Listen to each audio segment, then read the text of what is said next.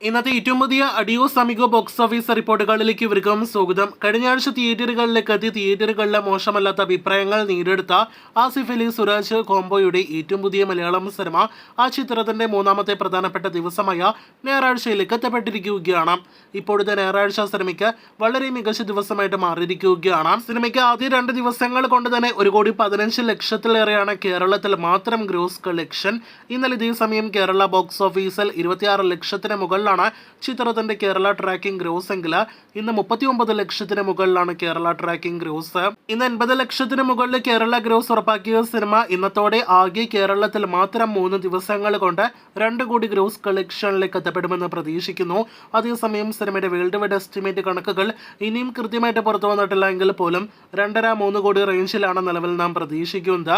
അങ്ങനെ ആകെ മൊത്തത്തിൽ നോക്കുകയാണെങ്കിൽ ലെവൽ ക്രോസ് എന്ന സമീപകാല ആസിഫ് അലി സിനിമയേക്കാൾ വളരെ മികച്ചൊരു ബോക്സ് ഓഫീസ് പ്രകടനം 3 ദിവസങ്ങൾ കൊണ്ട് സിനിമ നേടിയെടുത്തിരിക്കുകയാണ്. വലിയ ബഡ്ജറ്റിൽ തിയേറ്ററുകളിലേക്ക് എത്തപ്പെടാത്ത സിനിമയായതുകൊണ്ട് സിനിമ തിയേറ്ററുകളിൽ വിജയിക്കട്ടെ എന്ന് നമുക്ക് ആശംസിക്കാം.